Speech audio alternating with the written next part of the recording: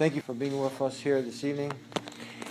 My objective here with my talk is to awaken the hearts, to help to stimulate and motivate everyone in this room to stop, ponder, and reflect on these key and important points that I'm going to mention, on what's it all about? What's the purpose of my life? And why am I here? And where am I going when I depart from this beautiful place? It doesn't make sense that everything in this room that we can see, that we can observe, has a purpose, but the human being doesn't have a purpose. I challenge everybody in this room to find me one thing that doesn't have a purpose, inside the room and outside the room.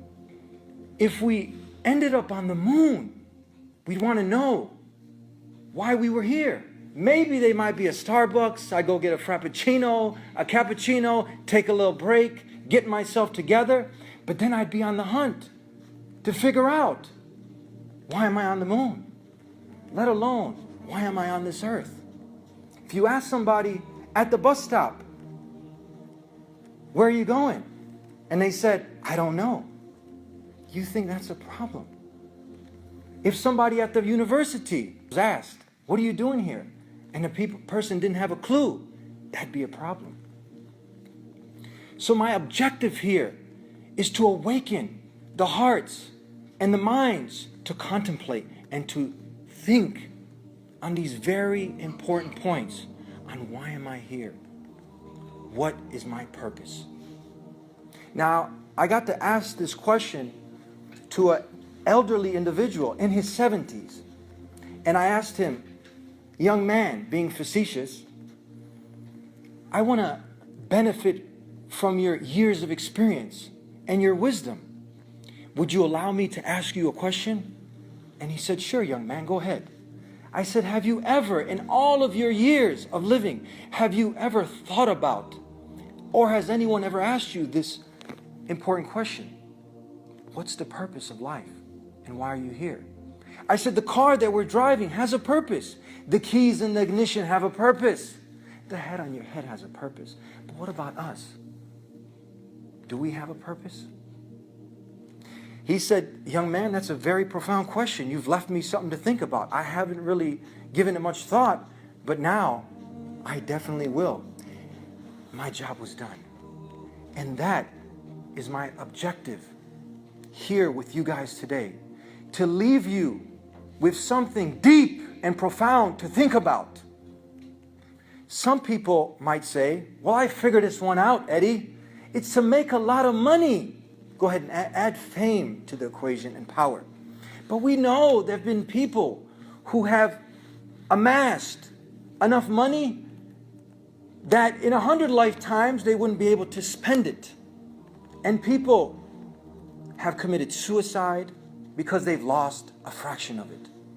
And it didn't bring that peace and contentment that when one does figure out the purpose of why they are here, it should bring some solace to the heart.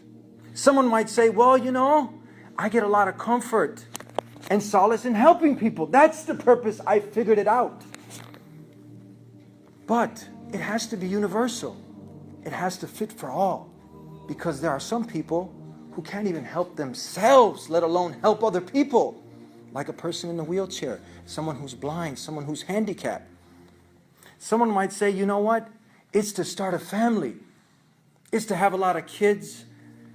Now, someone might object, say, you know, I've been there, done that. And she took half of it and I don't have any more to give. Or someone has tried to remarry and they just can't. So it has to be something that's universal, and it has to be a fit all for all. So my objective here is to awaken the heart and that voice deep down inside, and to start to ask, because design indicates a designer. And we would go back to the manufacturer of the car to ask, how to operate all these fancy little gadgets on the iPhone and the iPad and the iMac. So, if I can do my small little part and give that advice for each and every one of us to stop, ponder, reflect, and to think, and to awaken the heart and that little voice inside, and to ask the designer who designed all this, what's my purpose? What's it all about? Why am I here? Thank you very much.